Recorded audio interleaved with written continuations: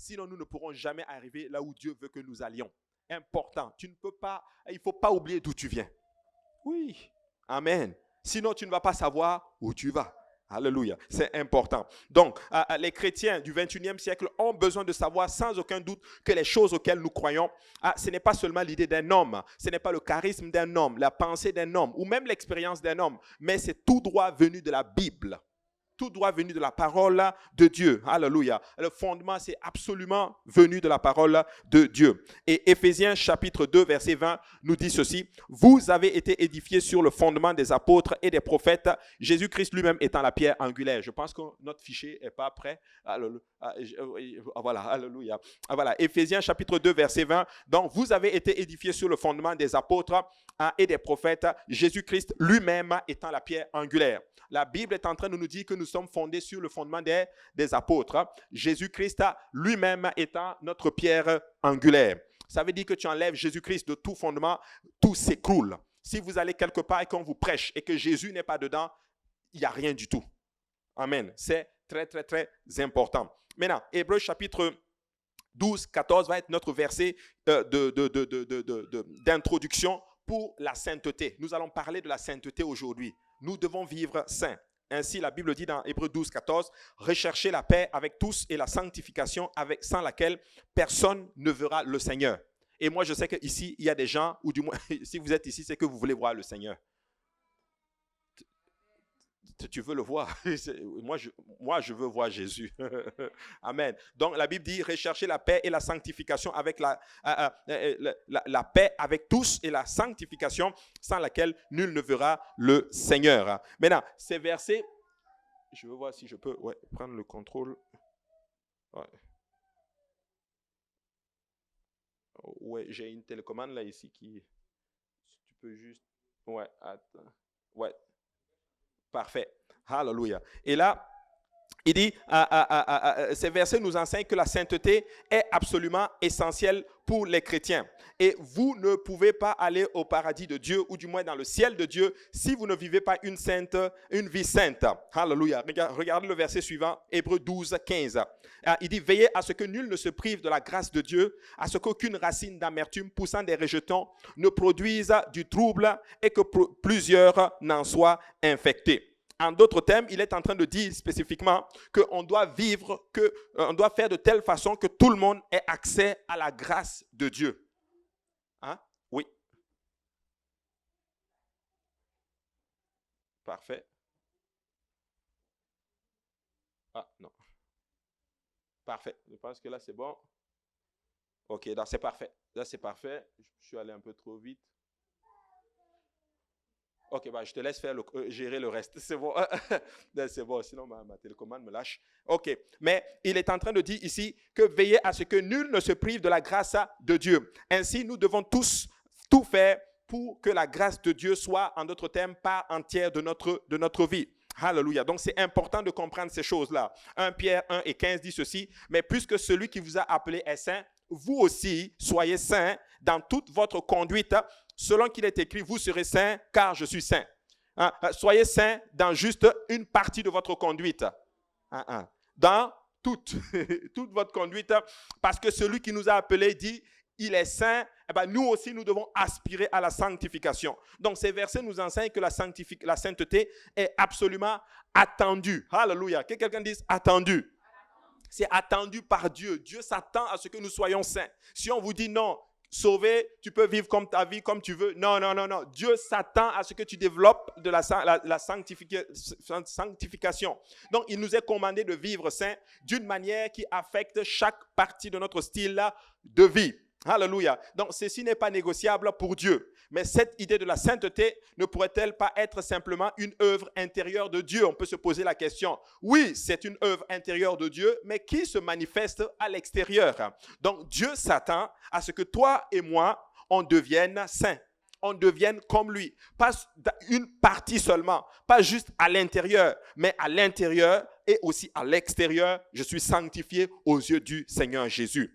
Alléluia. Donc la sainteté extérieure, question, est-elle une pierre angulaire de la foi apostolique? Je vous dirais oui. Parce que Hébreu nous dit que rechercher la paix et la sanctification sans laquelle nul ne verra le Seigneur. Donc un apostolique est saint. Un apostolique se sanctifie. Un apostolique aspire à devenir comme le Seigneur Jésus-Christ. Donc, le Saint-Esprit affecte-t-il vraiment les actions extérieures et l'apparence d'une personne dans laquelle le Saint-Esprit choisit d'habiter? Oui, parce qu'il ne vient pas s'habiter en toi juste pour habiter. Non, il vient pour faire une œuvre en toi. Il vient pour travailler en toi. Mais le problème, c'est que beaucoup d'entre nous ne laissent pas le Saint-Esprit travailler en eux. Mes frères et sœurs, comprenez-moi bien. La vie avec le Saint-Esprit, c'est très important. Si nous travaillons et que nous vivons, que nous ne laissons pas le Saint-Esprit travailler en nous, ou du moins Dieu travailler en dedans de nous, laissez-moi vous dire que nous allons tout simplement perdre ce pourquoi le Seigneur nous a appelés. Donc, les normes de conduite et d'apparence données dans les Écritures s'appliquent-elles à nous aujourd'hui? Belle question. Ne pourrait-elle pas être écartée au profit d'un mode de vie moins visible, moins offensant pour cette société? Laissez-moi vous dire une chose. Nous sommes arrivés à un temps où c'est comme si notre mode de vie offense, en d'autres termes, les gens. En fait, c'est leur mode de vie qui offense le Seigneur. Mais notre vie, oui, c'est vrai qu'elle offense les autres, mais elle doit être agréable au Seigneur. Alléluia. Tite chapitre 2 verset 11 dit ceci: car la grâce de Dieu, source de salut pour tous les hommes, a été manifestée. Elle nous enseigne. Alléluia. La grâce est un enseignant. Elle va t'enseigner à renoncer à l'impiété et aux convoitises mondaines et à vivre dans le siècle présent selon la sagesse, la justice et la piété, nous dit la parole du Seigneur. La grâce nous enseigne à renoncer à l'impiété. Ça veut dire que la grâce que nous avons reçue de Jésus doit nous enseigner à abandonner les vaines façons de vivre. Donc, si tu me dis que tu as donné ta vie à Jésus et que tu n'abandonnes pas les vaines façons de vivre, tu refuses l'enseignement de la grâce. Tu refuses que la grâce soit ton enseignant. Tu refuses le meilleur des professeurs. Alléluia. Donc, important de comprendre ces choses-là. Elle dit ceci: en attendant la bienheureuse espérance et la manifestation de la gloire du grand Dieu et de notre Sauveur Jésus-Christ, qui s'est donné lui-même pour nous, afin de nous racheter de toute iniquité et de se faire un peuple qui lui appartienne, purifié par lui et zélé pour les bonnes œuvres. Il est en train de dire que le peuple que le Seigneur a acquis doit être zélé pour les bonnes œuvres. Donc tu es sauvé, pas par les œuvres, mais tu es sauvé pour faire de bonnes œuvres. Amen. Les œuvres ne me sauvent pas, mais quand Dieu me sauve, c'est pour que je fasse de bonnes œuvres. Alléluia. Donc, c'est important. Donc, la grâce nous a fait et nous devons être zélés pour les bonnes œuvres. Il dit qu'il s'est donné lui-même pour nous afin de nous racheter de toute iniquité et de se faire un peuple qui lui appartienne, purifié par lui et zélé pour les bonnes œuvres. Alléluia. Regardez, c'est puissant ce qu'il est en train de dire ici. Un peuple qui lui appartient et un peuple qui est zélé, qui a du zèle pour faire les bonnes choses. Aujourd'hui, si tu n'es pas zélé pour l'œuvre de Dieu, pour les bonnes choses, il y a un problème. Amen. Nous devons être zélés à faire de bonnes choses. 1 Pierre 2,9 dit ceci: vous, au contraire, vous êtes une race élue, un sacerdoce royal, une nation sainte, un peuple acquis, afin que vous annonciez les vertus de celui qui vous a appelé des ténèbres à son admirable lumière. Il dit vous. C'est-à-dire vous et moi, nous sommes une race élue, un sacerdoce royal, une nation sainte, un peuple acquis, afin que vous annonciez les vertus de celui qui vous a appelé. Donc quand Dieu t'a appelé, tu as une mission. La Bible dit que nous sommes des ambassadeurs, nous sommes des missionnaires. Nous avons une mission pour annoncer en d'autres termes les vertus de celui qui nous a appelés. Des ténèbres à son admirable lumière. Maintenant, à quel point la sainteté est-elle fondamentale? Alléluia. Vous savez, l'histoire se répète. Pourquoi je parle de cela aujourd'hui? Pour vous dire en d'autres termes d'où vient cette vie mondaine, d'où vient cette pensée qui dit ok, on peut être sauvé, mais on peut faire tout ce qu'on veut. il y a un monsieur qu'on appelle Nicolas. C'était un prosélyte d'Antioche. C'était l'un des 7 diacres de l'église choisis pour s'occuper des affaires de l'église primitive. On voit cela dans Actes chapitre 6, verset 5. Nicolas était un des diacres qui avait été choisi parce que l'église passait par un moment difficile. C'était un temps de réveil. La gloire du Seigneur se manifestait. Il y avait beaucoup de miracles. Il y avait beaucoup de choses qui se passaient. Mais il y avait ce qu'on appelle aussi des gens qui étaient complètement frustrés. Est-ce que vous savez que lorsqu'en temps de réveil, il y a aussi des frustrations? Les frustrations, c'est quoi? C'est qu'il y avait beaucoup de femmes, en tout cas les hellénistes, qui se plaignaient en d'autres termes que leurs épouses ne sont pas satisfaits au niveau du partage de la nourriture. Et là, Dieu va donner une parole de sagesse. Amen. On était en train d'étudier les dons spirituels. Dieu va donner une parole de sagesse aux apôtres. Prenez des diacres, des gens qui sont remplis de l'esprit, qui ont un bon témoignage, qui vont distribuer la nourriture. Et nous, on va rester dans le partage de la parole de Dieu. Et Nicolas fait partie des 7 diacres qui avaient été choisis, en d'autres termes, pour distribuer de la nourriture, en d'autres termes. Donc, il a très bien commencé. Cependant, son dévouement au message apostolique fut tout simplement de courte durée. Amen. Selon les premiers écrits sur l'hérésie, Nicolas finit par revenir en arrière et il a introduit ce qu'on appelle la doctrine des Nicolaïtes dans l'Église. Sa doctrine est apparue comme une réaction instinctive au légalisme de la religion juive. Certes, il faisait face à une religion, la religion juive, qui était très, très, très légaliste, très dure. Et lui, en d'autres termes, pour faire face à cela, il a reculé, mais il a vraiment reculé, en d'autres termes. Il est tombé dans ce qu'on appelle un lousse terrible. Vous pouvez faire tout ce que vous voulez, en d'autres termes. Il a introduit ce qu'on appelle la doctrine. Peuple de Dieu, nous devons faire attention. S'il y a un temps dans lequel nous devons être solides sur la doctrine, comme je le dis, c'est le temps dans lequel nous sommes. C'est le temps dans lequel nous devons être plus que jamais solides parce que c'est très facile qu'un esprit quelconque vienne te dire que non, on t'a lavé le cerveau, tu exagères dans ta façon d'être, recule un tout petit peu, mais tu recules et tu recules hors de la volonté tout simplement du Seigneur. Et ça, c'était en d'autres termes la doctrine des Nicolaïtes. Sa doctrine était vraiment terrible. Les Nicolaïtes ont abusé de la doctrine que Paul a enseignée sur la grâce de Dieu. Et il a introduit ce qu'on appelle une fausse liberté dans l'Église. Paul a enseigné la grâce. Paul a enseigné que Jésus venait nous libérer littéralement de nos péchés. Mais Paul n'était pas en train de dire spécifiquement que la liberté que Jésus nous donnait nous conduisait en d'autres termes à vivre dans un péché quelconque. En fait, Paul était en train d'enseigner que la grâce n'est pas une licence pour pécher. Mais Nicolas est en train de dire spécifiquement, vous êtes libre, faites exactement tout ce que vous voulez. Il faut comprendre vraiment ceci. Voici pourquoi je prêche la liberté dans le Seigneur. Je prêche le fait d'avoir nos convictions. Mais laissez-moi vous dire une chose. Dans certains cas, tu n'as même pas besoin de conviction. Dans certains cas, il faut juste le faire. Alléluia. Je prêche souvent la liberté dans le Seigneur. Mais laissez-moi vous dire que la liberté ne veut pas dire l'absence de contraintes. Ça ne veut pas dire qu'on fait tout. La liberté veut dire aussi respecter, comme on a dit, ta liberté finit là où commence celle de l'autre. Amen. Donc, la liberté dans le Seigneur ne nous donne pas le droit de faire tout ce qu'on veut. Amen. Les gens pensent que oui, nous avons abandonné Jésus, tout est bon. Oh, on a abandonné Jésus. Mais on a plutôt pas abandonné Jésus, on a abandonné le diable, mais on a un autre maître qui est Jésus. J'ai une belle révélation pour vous. En fait, nous avons juste changé de maître. Avant, j'étais esclave du diable et mon salaire, c'était la mort. Mais aujourd'hui, je suis esclave de Jésus et mon salaire, c'est la vie éternelle. C'est ça qu'il faut comprendre en d'autres termes. Mais quand on est sous un maître, ça implique aussi en d'autres termes, pas des contraintes, mais ça implique certaines règles à suivre. Alléluia. Donc Nicolas et ses partisans ont commis une erreur en combattant un enseignement extrême avec un autre enseignement extrême. Et dans le livre de l'Apocalypse, l'apôtre Jean compare les Nicolaïtes à Balaam de l'Ancien Testament qui a été une pierre d'achoppement devant les enfants d'Israël. On le voit dans Apocalypse chapitre 2, verset 14. Et Balaam n'a pas réussi à maudire Israël de l'extérieur, mais il leur a appris à mélanger la piété et la mondanité. Alléluia. On le voit dans Nombre chapitre 31, verset 16. Balaam, c'était un prophète. Et il y avait aussi un roi qui s'appelait Balak. Et quand Israël est sorti de l'Égypte, Balak voulait combattre Israël.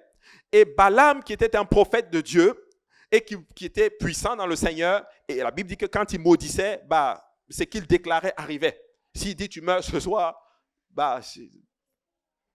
prépare-toi juste, tu pars. Hein? Et là, Balaam va chercher Balak pour venir maudire Israël. Maudis-les, comme ça, moi, je vais les vaincre. Et quand Balaam arrive, quand il essaie de maudire Israël, c'est que des bénédictions qui sortent. Alléluia. Et Israël n'était même pas au courant, en d'autres termes. Il a réalisé quelque chose par la suite et Dieu va lui donner cette révélation. On ne peut pas maudire Israël. On ne peut pas maudire. Il dit, l'enchantement ne peut rien contre Israël. L'enchantement ne peut rien contre celui-là qui a une alliance qui est scellée par des boucs de taureau à l'époque. Alors qu'en est-il de toi aujourd'hui, mon frère, ma soeur? Tu es dans le Seigneur Jésus. Cette alliance est inaugurée par le sang de Jésus-Christ. Donc rien ne peut te faire. Alléluia. Mais si tu vis dans le monde, tu vas perdre ton salut. Mais laissez-moi vous dire que moi, je ne veux pas que toi, tu perdes ton salut. Moi non plus, je n'ai pas envie de perdre mon salut et je veux vivre dans la sanctification. Alléluia.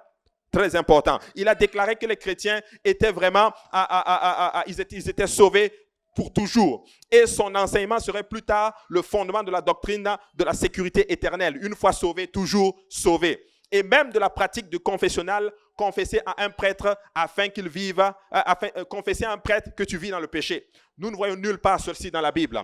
Oui, c'est écrit, confessez vos péchés les uns les autres. Confessez vos péchés les uns et les autres. Mais les affaires de confessionnal, nous n'avons jamais vu ça dans la parole de Dieu. Où tu vas te mettre sous un coffret, où il y a un voile noir, en d'autres termes, qui te sépare de quelqu'un d'autre, et tu lui dis exactement ce que tu as fait. Alléluia. Écoutez, il n'y a pas ça dans la parole du Seigneur. Mais tout ça sort spécifiquement de la doctrine de Nicolas. Amen. De la doctrine de Nicolas. C'est important de comprendre ces choses. Vous savez, des fois, j'ai appris une chose dans le Seigneur. Des fois, il faut comprendre d'où viennent les choses. Et quand tu comprends l'origine des choses, ça t'aide à vaincre certaines choses et à vivre la chose avec conviction. Et souvent, beaucoup de personnes qui luttent sur la sanctification, c'est parce qu'ils ne savent pas d'où ça vient. Mais quand tu sais d'où viennent les choses, c'est plus facile. Et la conviction est beaucoup plus forte. Alléluia. Comme son enseignement ne nécessitait aucun changement extérieur ou intérieur, pour être sauvés, lui et ses disciples ont attiré un grand nombre de convertis issus à la fois de religions païennes et même d'une église tiède. C'est pour ça que beaucoup de personnes, c'est triste à dire, il y a des églises qui ne prêchent pas la bonne doctrine, ils ont plus de monde. Amen. Ils ont plus de monde. Mais laissez-moi vous dire, peuple de Dieu, nous allons faire l'exception. On va prêcher la bonne chose et on va avoir plus de monde. Moi, je le crois au nom du Seigneur Jésus. Alléluia. Mais prêche la doctrine, prêche la parole de Dieu. Alléluia. Sois saint. Même si tu as une personne, deux personnes, c'est pas grave. Prêche la même chose. L'Éternel va te donner la crème de la crème. Alléluia. Mais on ne va pas arrêter. Alléluia. Parce que ça, c'est notre sécurité. Oh, je suis plus que jamais convaincu de la foi apostolique. Oh, je n'ai jamais été aussi convaincu parce que cette vie apostolique, elle marche. Oh, alléluia. Et je suis fier d'être un apostolique. Alléluia. Cette vie, elle marche. Et il dit ceci, il a pris des païennes et des religions tièdes. Et Nicolas a enseigné que les extérieurs de la sainteté n'étaient pas importants. Dieu cependant avait une opinion différente. Et vous allez voir ceci. Ok, ta vie extérieure ne compte pas. Et vous allez entendre ceci. Dieu regarde au cœur. Je n'ai jamais nié ça, que Dieu regarde au cœur. Dieu est celui qui a conçu le cœur. Mais avant de voir ton cœur, il voit ton corps. Alléluia. Et on doit voir ton corps et glorifier ton Père qui est dans les cieux. On doit voir l'extérieur et glorifier ton Père qui est dans les cieux. Oui, Dieu regarde, Dieu voit le cœur, mais Dieu voit aussi l'extérieur. Je ne suis pas en train de prêcher que l'extérieur doit être clean et l'intérieur non clean. Non, je suis en train de dire que l'intérieur doit être clean, mais l'extérieur doit être aussi clean. Alléluia, c'est important. Dieu avait une opinion différente. 2 fois dans le livre d'Apocalypse, il traite la doctrine de Nicolas comme quelque chose que lui-même il haït. On le voit dans Apocalypse 2, 6 et 2, 15. Dieu dit, j'haïs, je déteste la doctrine de Nicolas. Et il déteste toujours ceci, parce qu'il ne change pas. Et regardez, dans son ouvrage « Against Heresis », le théologien grec Irénæus nous montre à quel point cette mondanité est allée. Les Nicolaïtes, il dit ceci dans son livre au chapitre 26, livre 1 au chapitre 26 à la section 3, il dit ceci. Les Nicolaïtes sont les disciples de Nicolas qui avaient été premièrement ordonnés diacres par les apôtres. Ils mènent une vie d'indulgence sans restriction. Ça veut dire ceci, c'est qu'il mène une vie, c'est que tu peux tout faire et tu restes quand même chrétien. Tu peux tout faire. Ok, tu peux même aller en boîte de nuit. C'est correct. Tu peux même aller faire tout ce que tu veux. Tu peux boire de l'alcool. Tu peux être avec une femme sans être marié. Tu peux être avec, vivre une vie mondaine. Tu peux faire tout ce que tu veux. Tu peux fumer. Tu peux prendre de la drogue. Tu peux être un menteur, un voleur, un tricheur. Tricher les taxes et toutes ces choses-là. Être une vie mauvaise. Mais tu es quand même chrétien. C'est l'amour. Amen. Dieu est amour. Dieu nous accepte. Écoutez, Dieu nous accepte. Dieu nous prend tel que nous sommes pour nous faire, pour nous changer. Dieu m'a appelé tel que j'étais, mauvais, mais Dieu travaille en moi pour que je devienne comme il veut. Nous devons comprendre ces choses. Un enfant de Dieu, il doit travailler, il doit laisser Jésus, le Saint-Esprit, travailler en dedans de lui-même. Alléluia. Alléluia, c'est important. Et une norme de sainteté extérieure a été la première chose à détruire dans la grande chute. Lorsque l'Église est tombée dans l'âge noir, une des choses qui est tombée, c'était en d'autres termes la sainteté. Écoutez, s'il y a quelque chose que beaucoup de personnes combattent, c'est la vie de sanctification. Certains vont quitter parce que le problème, c'est la sanctification. Le problème, c'est qu'ils ne veulent pas se conformer à une vie que Dieu demande. Alléluia, c'est important. Mais la vague de changement ne s'est pas arrêtée là. La perte de la sainteté a ensuite été suivie de la perte d'une vie de repentance réelle, du baptême d'eau au nom de Jésus-Christ pour le pardon de nos péchés, du parler en langue et des dons de l'esprit. Vous savez, quand la sainteté commence à partir, et j'ai remarqué ceci lorsque certaines personnes ont lâché, ils laissent tomber la sanctification, il y a quelque chose que je remarque, et des fois tu peux même attendre de ceci, c'est que la doctrine, ils vont toucher au fondement essentiel de la doctrine dans sous peu. Quand quelqu'un lâche, il va d'abord lâcher la sanctification, il va faire comme il veut, et à un moment donné, il va commencer à ne plus croire à l'unicité de Dieu, par exemple. Après, il ne va plus croire en d'autres termes au baptême au nom de Jésus. Il va dire c'est la même chose. Et puis à un moment donné, il va commencer même à dire que tout le monde va être sauvé. Il tombe dans ce qu'on appelle le mouvement œcuménique. Et laissez-moi vous dire que ce n'est pas une fois que j'ai vu ça. Et j'ai vu le processus comme ceci. Mes frères, mes sœurs, ce soir, écoutez-moi s'il vous plaît. Restons sur la doctrine. Alléluia, c'est très important. Nous sommes dans des moments dangereux. Très dangereux. Le monde, les temps dans lesquels sont très difficiles. Et nous devons être solides sur la parole du Seigneur. Et il dit ceci. Alors que les anciens apôtres mouraient un à un, des dirigeants ayant une vision plus petite et une conviction plus faible sont intervenus et ont légèrement modifié le message. Lorsque les apôtres étaient en train de partir, malheureusement, qu'est-ce qui s'est passé? Il y a aussi des dirigeants qui se sont levés, des plus jeunes qui sont arrivés dans le ministère. Mais malheureusement, ils sont arrivés avec probablement moins de conviction, moins solide. Écoutez-moi bien, peuple de Dieu. Vous savez, je bénis Dieu pour nos pères, je bénis Dieu pour nos anciens, pour nos pasteurs, pour ceux-là qui ont été comme pour moi. Certes, on le voit, des héros de la foi. Hébreux chapitre 11 en parle. Mais en 2019, nous avons aussi des héros de la foi. Je bénis beaucoup Dieu pour eux. Mais écoutez-moi bien, nous qui sommes en train d'arriver, nous devons arriver à une place où nous ne diluons pas la parole de Dieu. Nous ne devons pas être des dirigeants tièdes. Nous devons être des dirigeants, en d'autres termes, bouillants pour le Seigneur, sur la parole de Dieu, prêchant la doctrine apostolique. Alléluia. Si du temps de Jésus, il fallait obéir à l'évangile pour être sauvé, si du temps des apôtres, il fallait obéir à l'évangile pour être sauvé, marcher dans la sanctification, ça va être la même chose en 2019. Alléluia. Et moi, je ne veux pas faire l'exception, en d'autres termes. Je veux continuer dans cette lignée. Alléluia. Et prêcher la doctrine apostolique.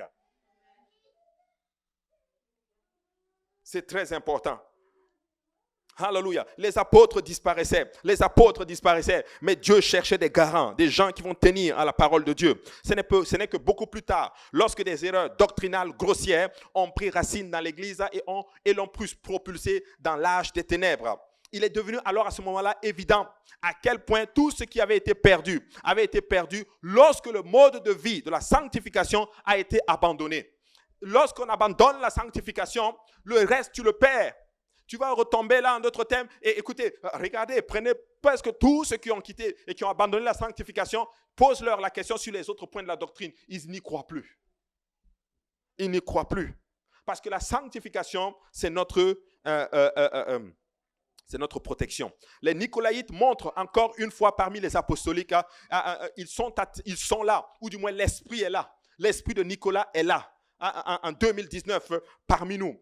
Ils compromettent les principes non négociables des Écritures pour des raisons de commodité et d'acceptation sociale. Je dois me faire accepter. Il faut que le monde m'accepte. Il faut que les amis m'acceptent. Il faut que la société m'accepte. Écoute-moi bien, si la société t'accepte et que Jésus te repousse, qu'est-ce que tu perds?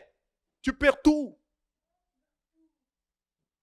Tu perds tout. Mais écoute, mais si, hallelujah, même si le monde te rejette, mais si le Seigneur t'accepte, hallelujah, tu gagnes tout. Hey, moi, je veux que Dieu soit de mon côté. Hallelujah. Écoutez, et si Dieu est de mon côté, qui sera contre moi? Tu sais, tout le monde peut être avec toi, mais si Dieu est contre toi, tu perds tout. Mais si Dieu est pour toi et que tout le monde est contre toi, tu as tout. Alors, mes frères et sœurs, recherchons d'abord premièrement le royaume de Dieu et sa justice. Et toutes ces choses nous seront données par-dessus tout. Alléluia. Combien de personnes ici ont tenu à la sanctification et Dieu les a bénis? Il y en a plein.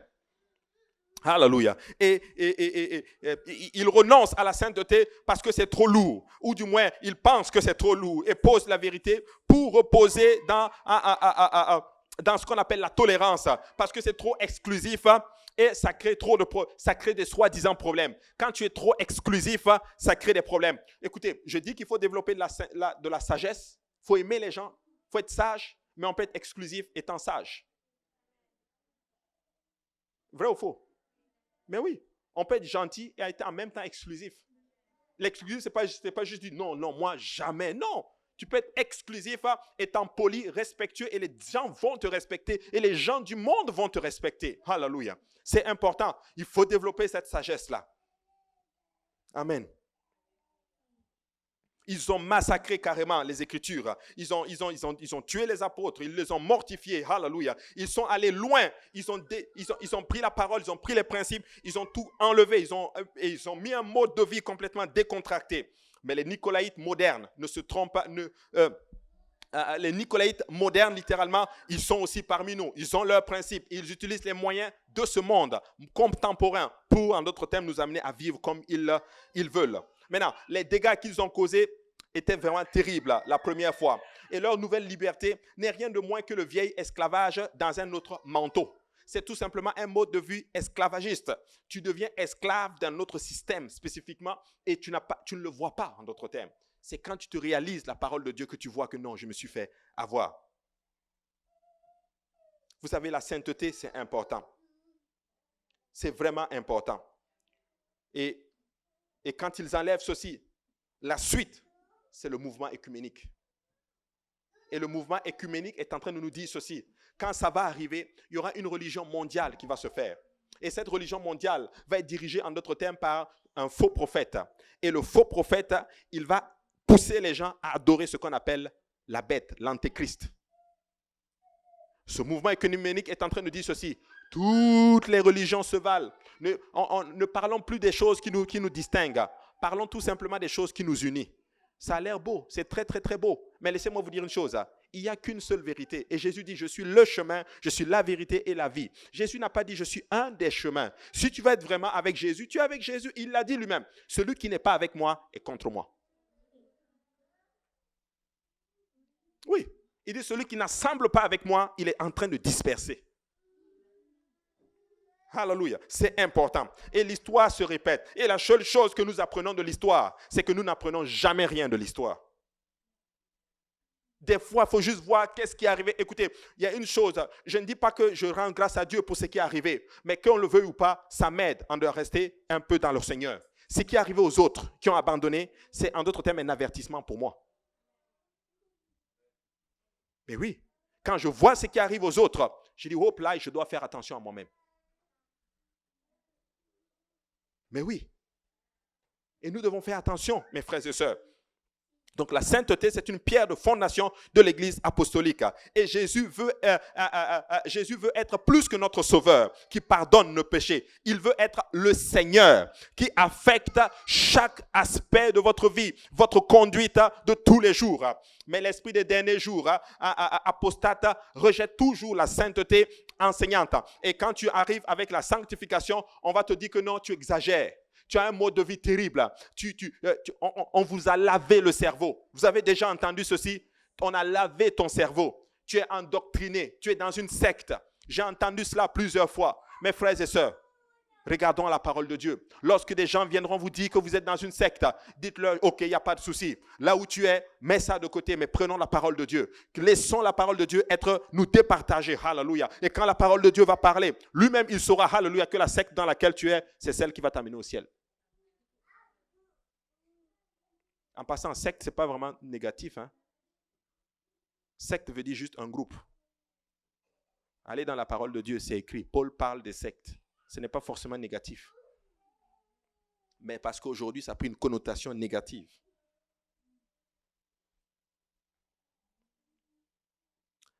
Regardez ce que la Bible dit dans Ésaïe 4:1.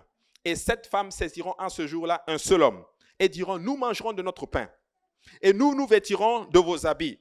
Fais-nous seulement porter ton nom. Enlève notre opprobre. Donc l'église des derniers jours est représentée par 7 chandeliers. On le voit dans Apocalypse, au chapitre 1 à 3.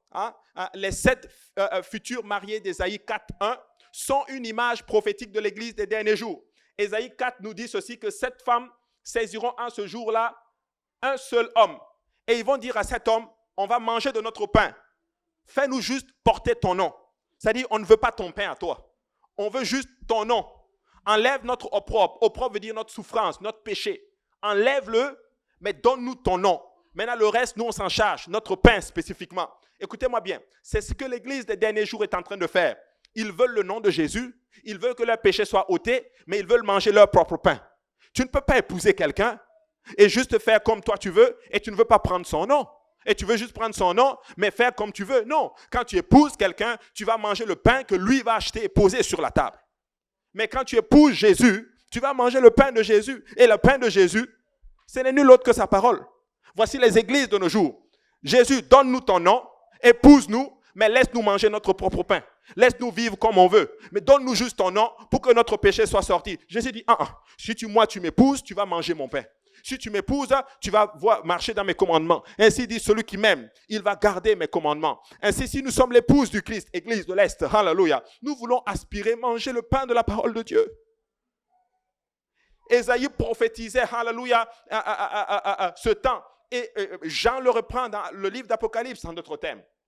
Il parle de les 7. Vous savez qu'une femme, elle est comparée, c'est l'église. C'est l'image de l'église. Et les 7 femmes ici, tu vas dans Apocalypse, c'est les 7 églises. Ils veulent le nom. Ils veulent que le propre soit enlevé. Mais on ne veut pas le pain. Et 7 femmes saisiront en un seul homme. Cet homme, c'est qui? C'est Jésus. Nous mangerons de notre pain. Nous mangerons notre pain. Et nous nous vêtirons de nos vêtements, nous. Pas tes vêtements à toi, nos vêtements. Il dit, fais-nous seulement porter ton nom. Enlève notre opprobre.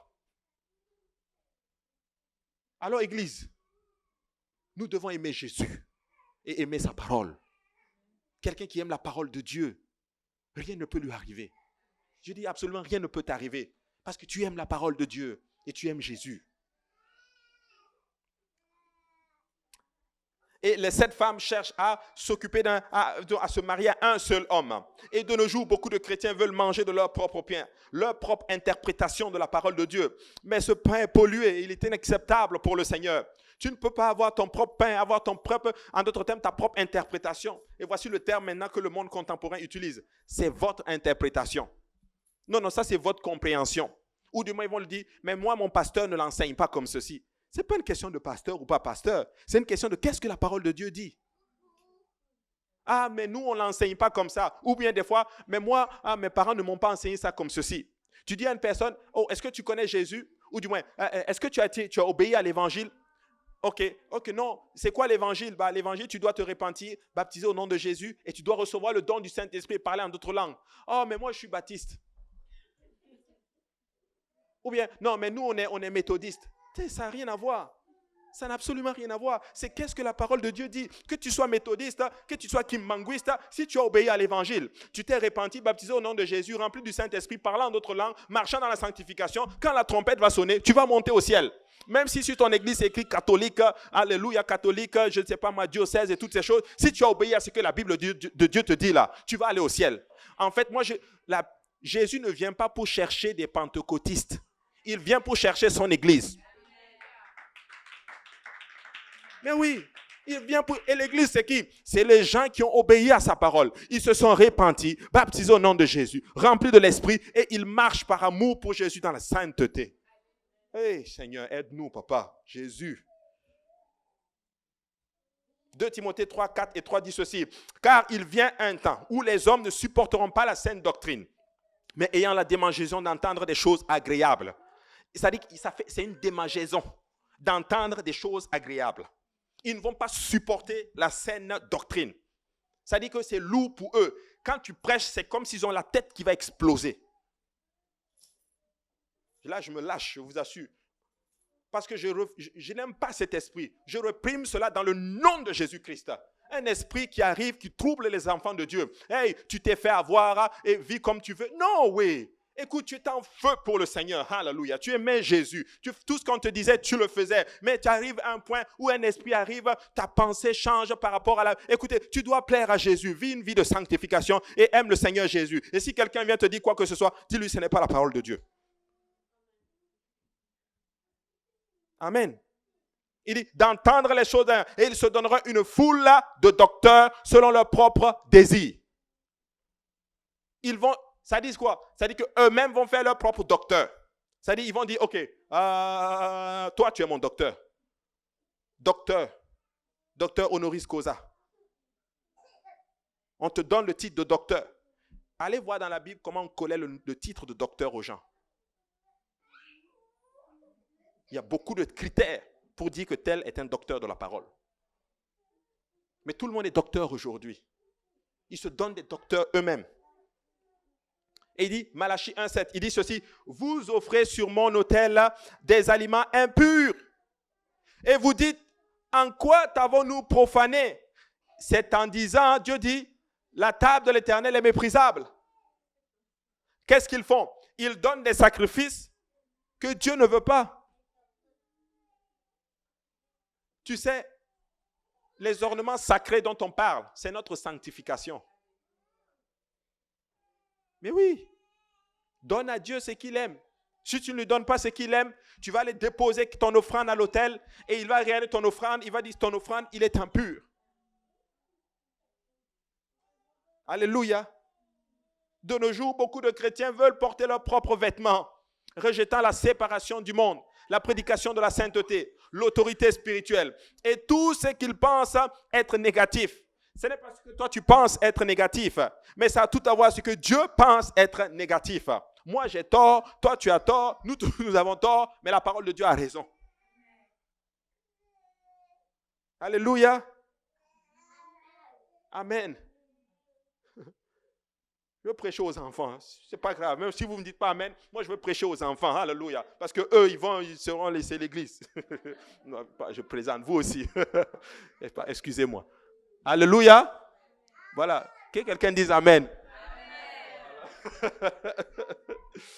Alléluia. Il dit, ces femmes veulent être l'épouses de Christ, mais uniquement selon leurs propres termes.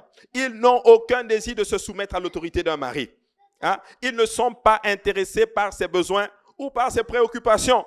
Ils veulent un arrangement qui leur soit bénéfique, sans intimité, sans amour et sans dévotion. Je n'ai jamais vu quelqu'un, tu épouses quelqu'un sans... Et puis, je veux ouvrir cette porte. Hein. Tu épouses quelqu'un et puis tu lui refuses l'intimité. Ce mariage va durer? Mais si, c'est la mienne. Bon, je bénis Dieu qu'elle ait compris ça. Je pense que tous les hommes aimeraient que leur épouse comprenne ça. Mais oui. Tu épouses quelqu'un et il ne veut pas d'intimité. Tu épouses Jésus, pas d'intimité avec Jésus. Aucun homme ne supporterait une épouse qui n'est pas soumise. Est-ce que ce que je dis vrai ou faux? Oui. Comme aucune femme ne veut pas supporter non plus un homme qui n'est pas prêt à mourir pour lui. Mais Christ est déjà mort pour nous. Nous devons lui être soumises. Et les chrétiens aujourd'hui, ils ne veulent aucune autorité. Aucune. Ils ne veulent pas que Dieu arrive et Dieu dit, et si tu laissais tomber cette affaire? Amen. Et si tu laissais tomber ceci? Mais dès que tu commences à faire ceci, hop là, fini. Écoutez, Si on va marier Jésus et qu'on va aimer Jésus, on va faire ce que Jésus veut. Amen. Alléluia. Ces chrétiens ne veulent plus, ils veulent seulement que le pardon pour avoir leur péché qui est enlevé. Et ça, c'est l'esprit apostat des derniers jours. Mais ce n'est pas notre esprit, Église. L'attitude de beaucoup est combien je dois faire pour être sauvé. Mais notre attitude à nous, c'est combien puis-je faire pour plaire à Jésus. Ça ne doit pas être ton attitude. Qu'est-ce que je dois faire? Ok, si je reste ici, je suis sauvé. Ok, parfait, donc je reste là. Non, c'est pas ça. Qu'est-ce que je peux faire pour plaire à Jésus? C'est ça la pensée que nous devions avoir. Amen. Et quand tu as cette pensée, ça change littéralement les choses. Romains chapitre 12, le frère Omerica a ouvert avec ça le service. Romains 12, 1, il dit ceci. Je vous exhorte donc, frères, par les compassions de Dieu, à offrir vos corps comme un sacrifice vivant. Paul est en train de parler aux Romains. Il parle à une église.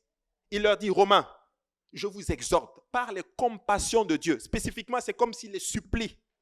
S'il vous plaît, donnez vos corps comme un sacrifice à Dieu. Un sacrifice vivant. Les autres divinités veulent des sacrifices morts. Tu es un coq, tu es un mouton, tue toi-même. Certaines religions se sacrifient, montent dans des avions et s'explosent. Mais Jésus dit, donne-moi ton corps comme un sacrifice vivant. Ça veut dire, vis pour moi. C'est ça qu'il a dit. Et il est en train de dire ceci. Les autres demandent des morts. Il dit, moi, je ne demande pas le mort. Moi-même, je meurs pour toi. Oh, j'aime cette chanson. Elle est dit en anglais. Il dit ceci. La chanson dit ceci. Hallelujah. Il dit, tu prends soin de moi comme d'autres prennent soin de leur Dieu. C'est ce que Dieu fait pour nous. Ce que les autres font pour leur divinité, lui, il le fait pour nous. D'autres se tuent pour leur divinité. Christ, lui, meurt pour nous. Alléluia. Quel Dieu extraordinaire. Amen. Quel Dieu extraordinaire. Il dit, par les compassions de Dieu, à offrir vos corps comme un sacrifice vivant, saint, agréable à Dieu, et ce qui sera de votre part un culte exagéré. Non. Il dit que donner son corps comme un sacrifice vivant, là, c'est un culte qui est raisonnable. Paul est en train d'expliquer cela aux Romains. Il dit, Romains, vous n'avez pas compris que le fait de vivre pour Dieu, là, c'est raisonnable. C'est bon. C'est même pas exagéré. Alléluia. C'est même pas exagéré. Paul dit, je vous prie, présentez-vous comme un sacrifice vivant et saint. Et il dit, c'est raisonnable. Luc 17 et 10 dit ceci. Vous de même, quand vous avez fait tout ce qui vous a été ordonné, dites, nous sommes des serviteurs inutiles. Nous avons fait ce que nous devions faire. Nous avons fait ce que nous devions faire. Il dit ceci, quand vous auriez fait tout ce que Dieu vous demande de faire, tout ce que vous devez dire, ne dites même pas que on a fait un exploit aujourd'hui. Ah non, vraiment, nous sommes contents. On a marché dans la sanctification. Nous sommes heureux. On a fait de grandes choses. L'Éternel est bon. On a fait de grandes choses. Non, la Bible dit que demain, vous de même, quand vous aurez fait tout ce qui a été ordonné, il dit, dites, nous sommes des serviteurs inutiles. Et il dit ceci, nous avons fait seulement ce qu'on doit faire. Donc, marcher dans la sanctification, ce n'est pas un exploit. C'est ce qui est censé être fait. C'est comme juste se lever le matin et puis aller au travail. Tu es censé aller au travail. Hein? Mais oui, tu dois te lever et puis aller au boulot. Sinon, tu ne vas pas nourrir ta famille. Tu dois te lever et faire ces choses. Il dit juste, c'est ce que nous devions faire. Alléluia. Nous devons le faire. Nous n'avons rien fait d'extraordinaire. On a juste fait ce qu'on est censé faire. Et vivre un style de vie sain est la nouvelle norme lorsque vous devenez un enfant de Dieu. Vous devriez penser différemment, parler différemment, agir différemment et aussi vous habiller différemment. C'est pour tous les chrétiens. Et si vous faites cela, vous n'obtiendrez pas de points supplémentaires. Ou bien, comme j'ai fait ça, je vais avoir 15 sur 10. 15 sur 10. Non, tu as fait ça, c'est la moyenne, quoi. Il faut le faire. Alléluia. Amen. Merci Jésus. Alléluia. La sainteté, c'est le point.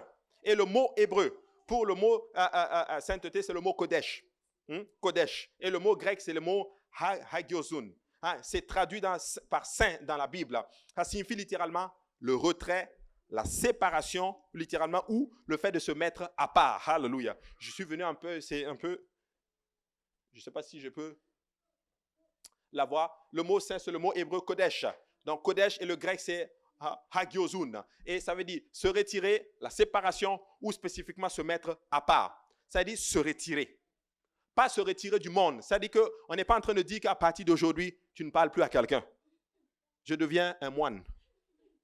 Non. Ce n'est pas juste que tu te mets en retraite. Non. Ça veut tout simplement dire que tu ne fais plus ce que les autres font qui ne plaît pas à Dieu. C'est tout. Nous sommes séparés du monde. On est mis à part pour faire ce que le Seigneur nous demande de faire. Et quand Dieu te choisit, il met toujours à part. Écoute ceci. Quand Dieu voit que quelque chose est bon, il sépare.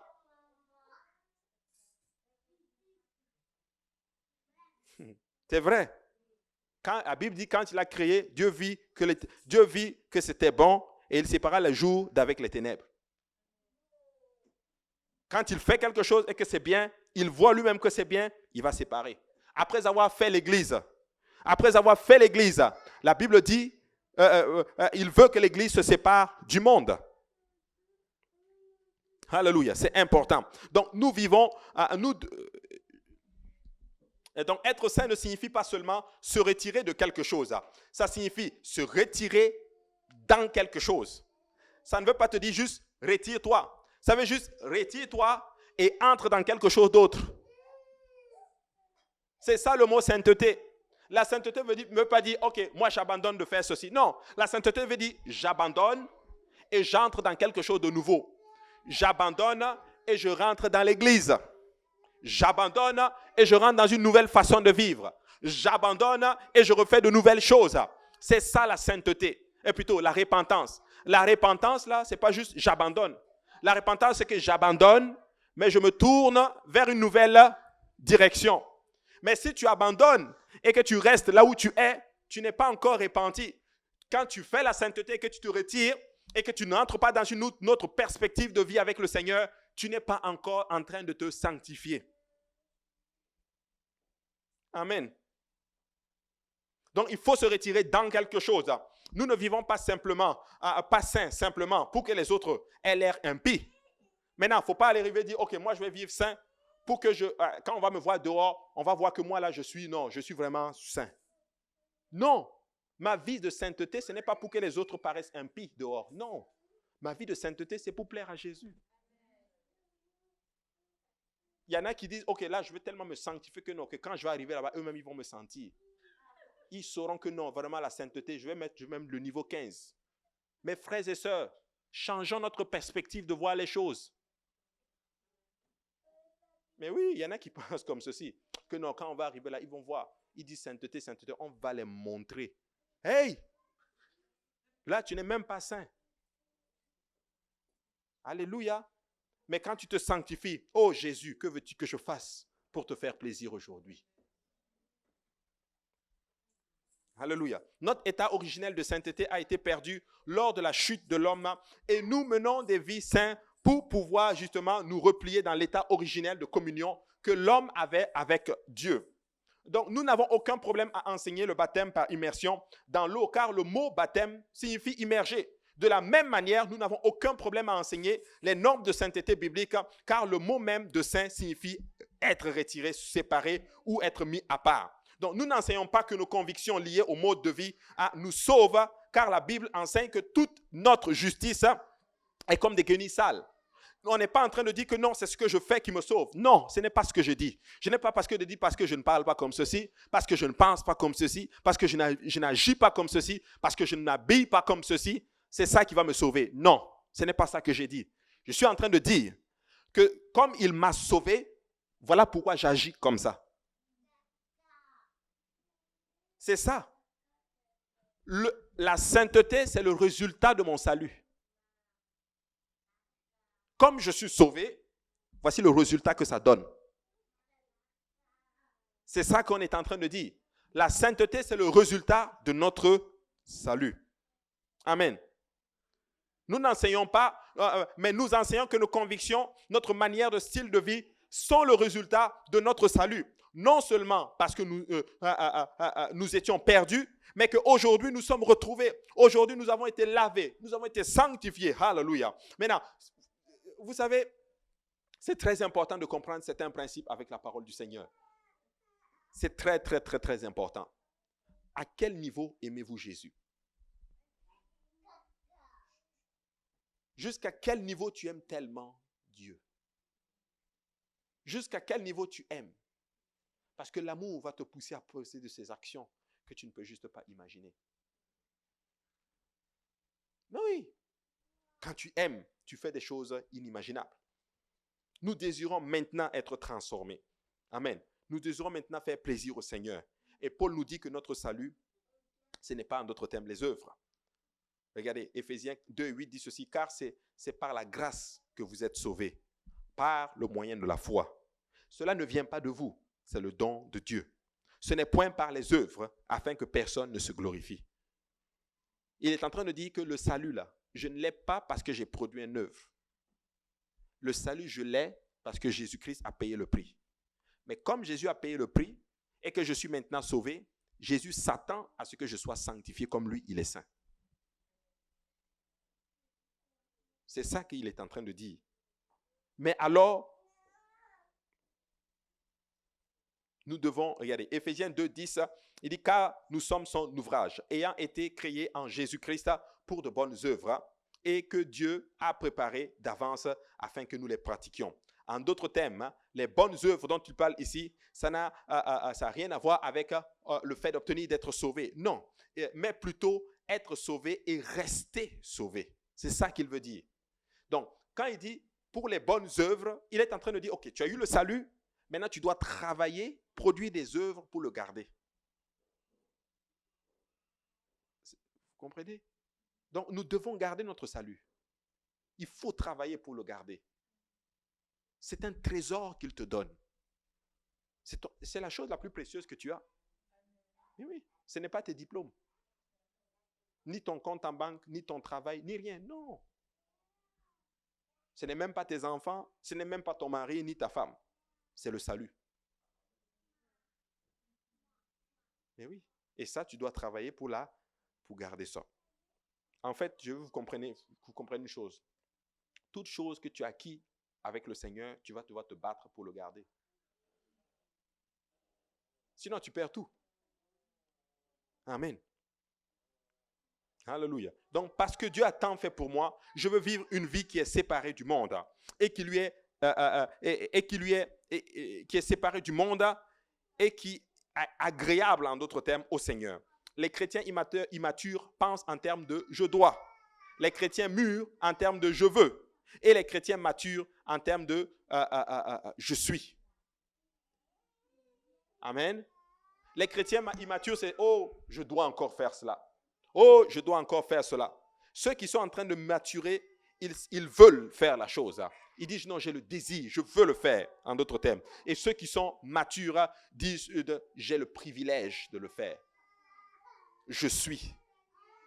Alléluia. Très, très important. Il continue pour nous avertir que certaines personnes, malheureusement, ça c'est plutôt Jude qui nous dit, justement. Mais avant cela, je vais juste lire un pas. Il dit, les gens se disputent les détails de la sainteté, tout simplement parce qu'ils n'ont jamais reçu l'esprit de la sainteté. Et Jude se préparait à écrire un épître sur le salut commun, c'est-à-dire la nouvelle expérience du salut, en fait.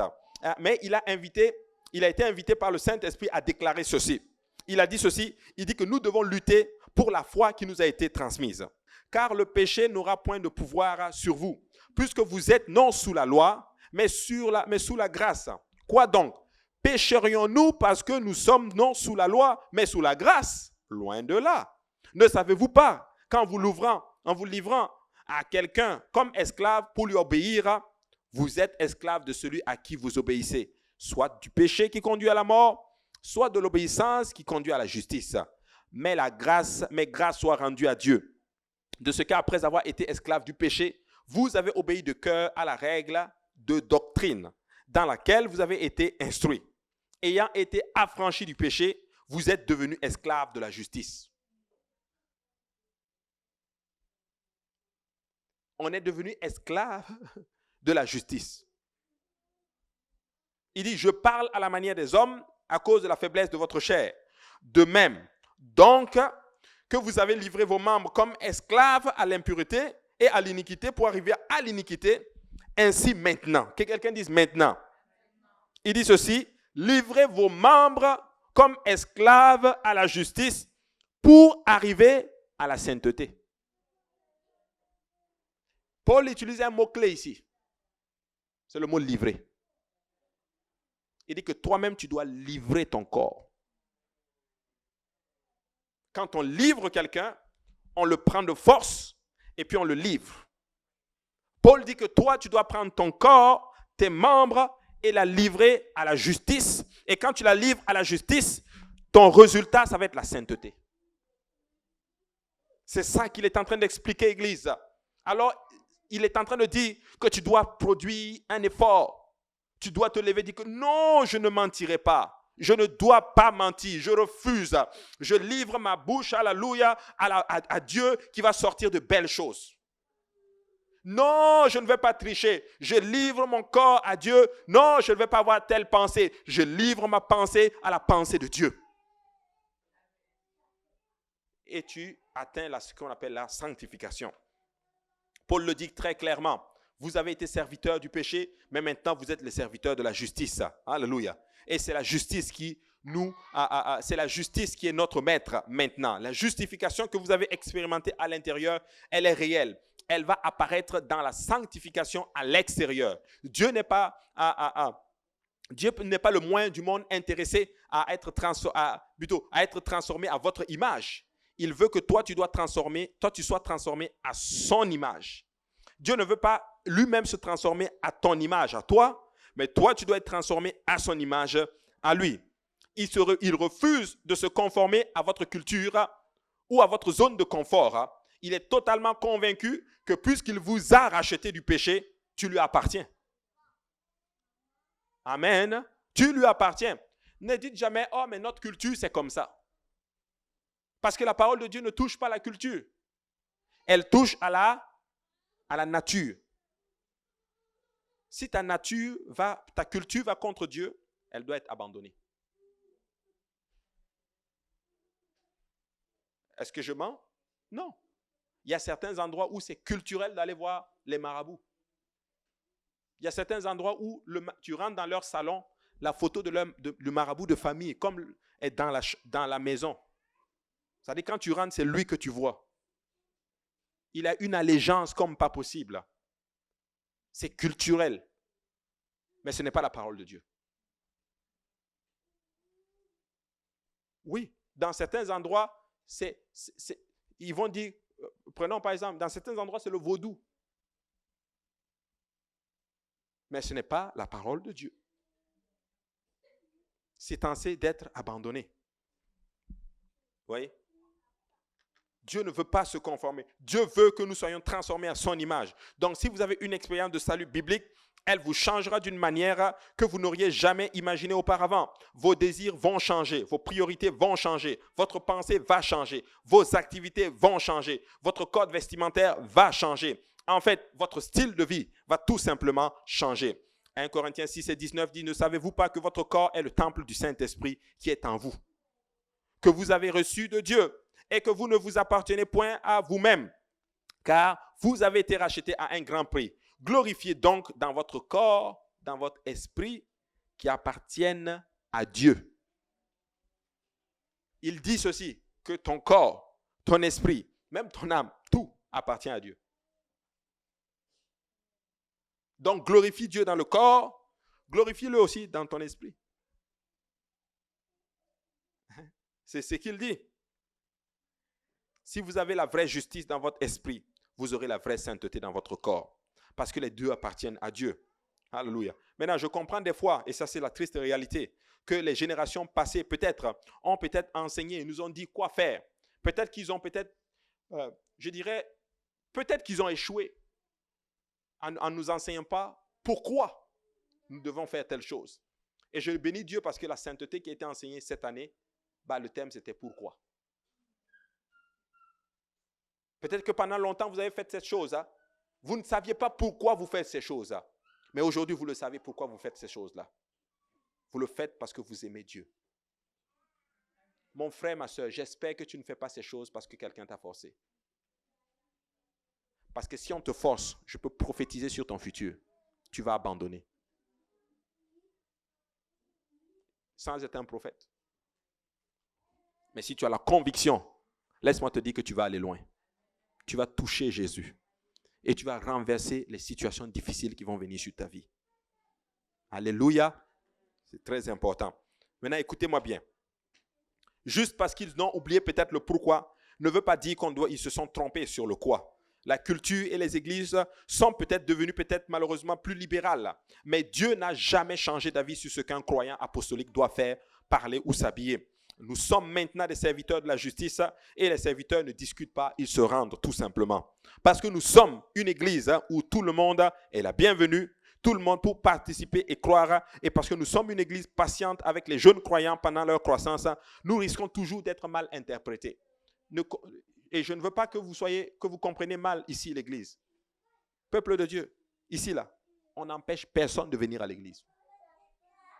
Si tu ne crois même pas à la sainteté, viens comme tu crois. Viens comme tu es habillé, ta pensée et tout. Viens. Et je vous en prie, ne mettez jamais la pression à quelqu'un, par exemple au niveau de l'habillement. Laissez les gens. Laissez la parole de Dieu les convaincre. Laissez la parole de Dieu les toucher.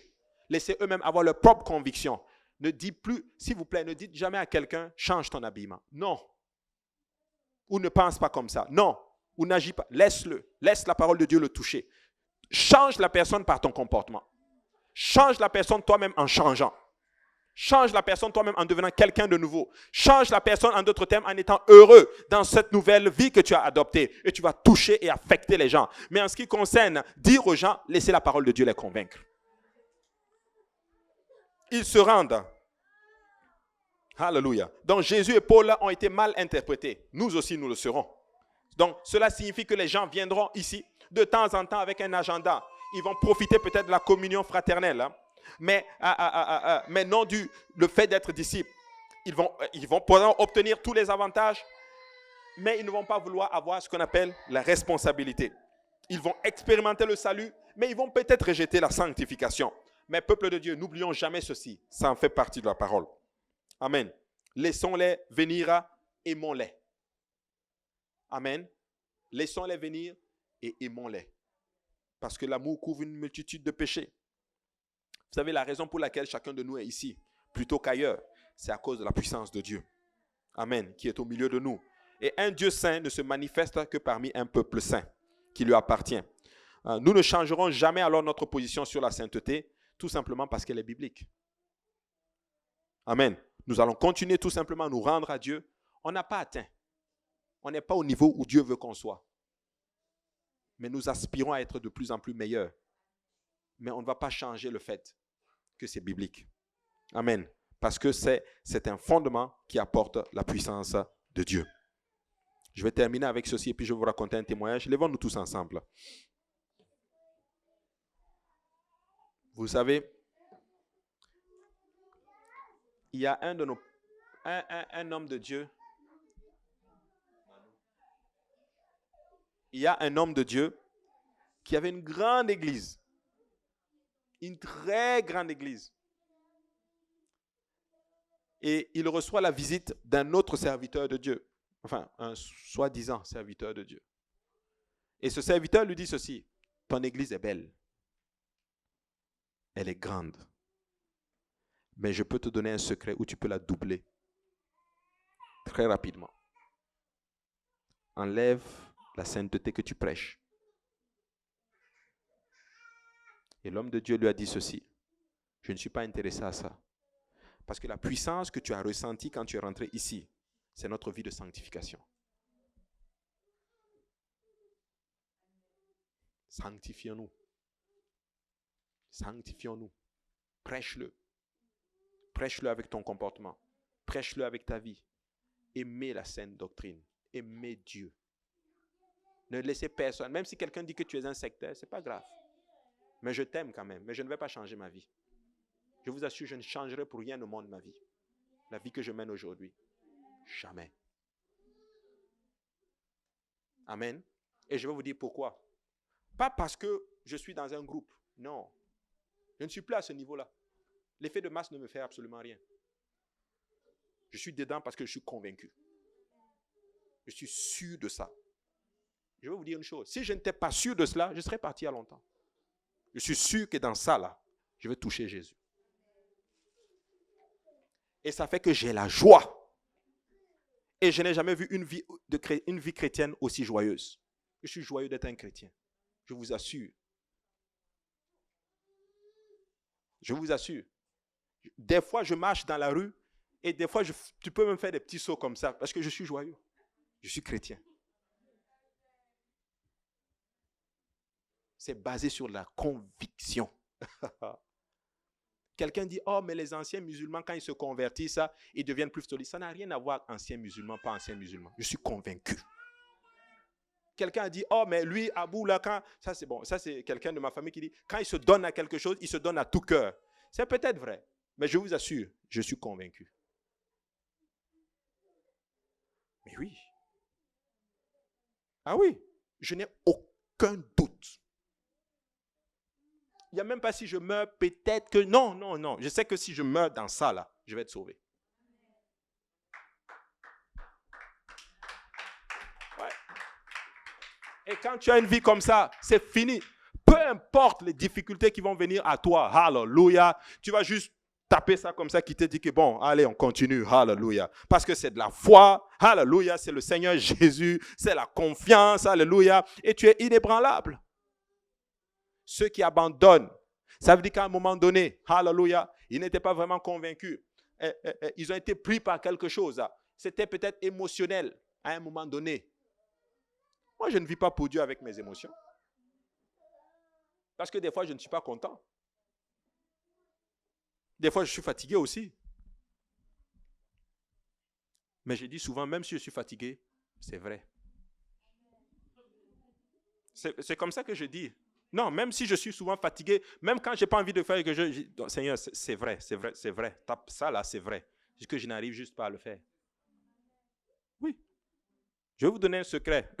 Même si tu ne crois pas, même si tu n'arrives pas à le faire, prêche-le. Et éventuellement, tu vas le faire un jour. Parce que beaucoup de personnes, quand ils ne croient pas à la chose, ils n'en parlent pas. Non, dis-le quand même. Même si tu es dans le péché, même si tu es dans l'adultère, dis que l'adultère, c'est un péché. Dieu va te sortir de là. Alléluia. Amen. Amen. Alléluia. Acclamons le Seigneur.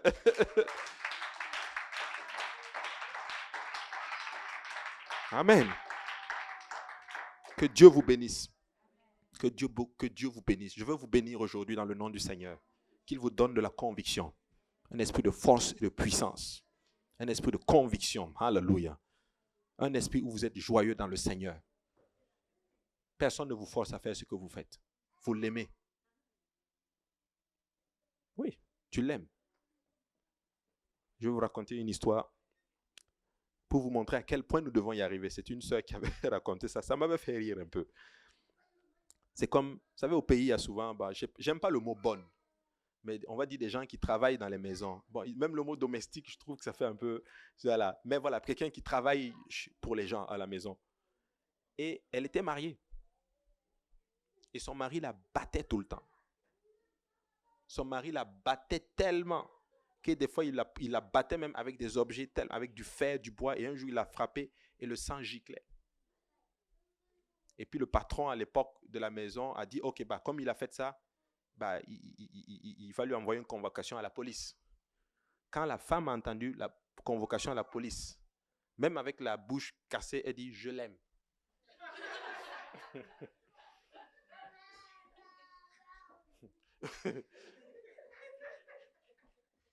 Je ne sais pas pour vous, mais moi j'aime Jésus. Je l'aime. Même si c'est dur, je l'aime. Il a donné sa vie pour moi. Hallelujah. Ça, c'est l'amour. Elle dit, je l'aime. Bon, il va encore te casser la bouche, mais tu l'aimes. Mais notre Dieu ne nous casse pas la bouche. Alléluia. Il nous arrange. Alléluia. Il nous habille. Alléluia. Il pourvoit. Alléluia. Il nous donne son esprit et nous donne sa joie. Alléluia. Acclamons le Seigneur. Acclamons notre bien-aimé aujourd'hui. Alléluia. Nous allons manger son pain. Alléluia. Et si vous êtes content de lui, que vous l'aimez, juste venez le signifier aussi à l'autel. Alléluia. En battant les mains. Alléluia pour le Seigneur. Alléluia. Alléluia. Et l'histoire que je vous raconte, c'est une de nos sœurs qui nous l'avait racontée et c'est une histoire vraie. Alléluia. Alléluia. Un esprit quelconque. Non. Alléluia. Mais que ta conviction soit en eux, Seigneur. Qu'ils témoignent toujours de ta bonté et de ton amour, Seigneur Jésus-Christ. Amène-nous, Seigneur, à un point de non-retour, Seigneur. Papa, je prie cette prière ce soir. Alléluia. En 2019, Seigneur, alors que nous sommes au mois de novembre, je fais cette prière, Seigneur Jésus. Que toute personne sous le thème de ma voix, Seigneur, ait cet esprit de conviction, Seigneur Jésus-Christ. Un esprit veut continuer à marcher pour toi dans le nom de Jésus-Christ. Alléluia. Papa, nous t'aimons, Seigneur. Nous t'aimons vraiment. Alléluia. Alléluia. Alors, Église, alors commençons à prier, à parler au notre Seigneur. Alléluia. Et à le signifier notre amour. Alléluia. Alléluia. Alléluia Jésus, Alléluia Jésus, Alléluia Jésus, Alléluia. Merci Seigneur, Alléluia. Touche-nous Seigneur, touche-nous Seigneur. Alléluia, touche-nous Seigneur Jésus.